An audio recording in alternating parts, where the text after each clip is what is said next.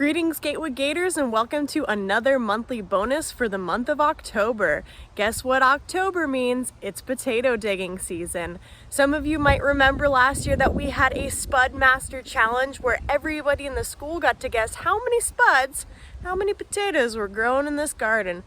Well, guess what? We're doing it again. In honor of our Spud Master challenge, I am encouraging everyone to go ahead and grab some spuds, maybe from your very own garden or the store. We're going to be making some smashed potatoes together, and I think you're going to really enjoy them.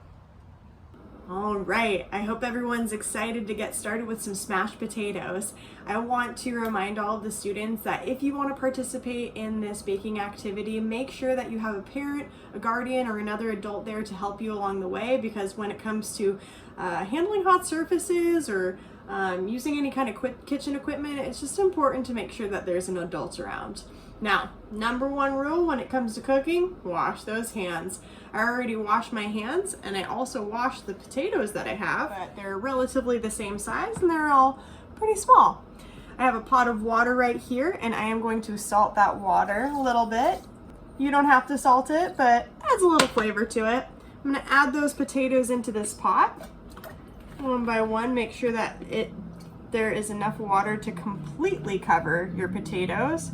And now I'm going to turn the stovetop on to medium-high. Cover this and let it boil for a while. You're going to be boiling it until those potatoes are nice and tender. You'll know that they are ready when you can punch a fork through them. And in the meantime, you can start warming up your oven by turning it to 425 degrees. All right, 425.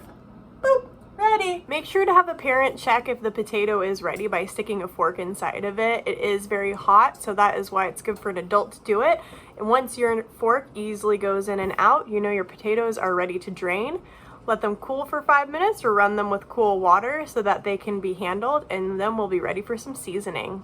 All right, my potatoes are rinsed out and cooled down, and I have a baking sheet here. I'm gonna drizzle it with a little bit of olive oil. You can use whatever oil that you have around. Canola oil, avocado oil, it doesn't really matter. And I'm just gonna rub it around just to make sure that the surface is evenly coated. You can use Pam too, but we're all out right now, so I'm gonna be doing that. And I am now going to go ahead and put the potatoes on the baking sheet. You want to make sure that all of your potatoes are spread out evenly. You can see still a little steam, so again, be careful. Make sure you let it cool off enough. I don't want any fingers being burned. Now, this is the fun part. You can either use a fork, a mashed potato masher, or even a cup. I am going to try the cup method because I think that would be kind of fun. And I am going to mash each one of these potatoes until they're about a ½ inch. Making sure that your potatoes are being evenly mashed. Ooh, they're splitting out the sides. Kind of a fun thing. It's like potato stamps. Now, I am not going to use all of my potatoes because I want to make sure that there's a little bit of space in between all of the smashed potatoes. That way they get nice and crispy in the oven. So I'm going to give some of my extras over here, and I'll probably fry those up for breakfast with some eggs for tomorrow.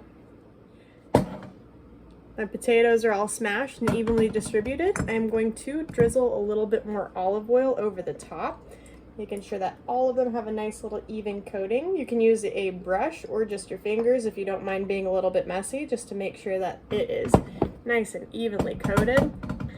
I tend to like getting my hands dirty when it comes to baking. All right, those are nicely done. Now, when it comes to seasoning these potatoes, you get to have a blast with it. Do whatever flavors that you guys like. Obviously, salt is very important when it comes to baking anything, really, but for potatoes, that salt really pops that flavor out, so I'm going to sprinkle it over the top. I personally love a bit of pepper. If you like a little spice, I definitely recommend that.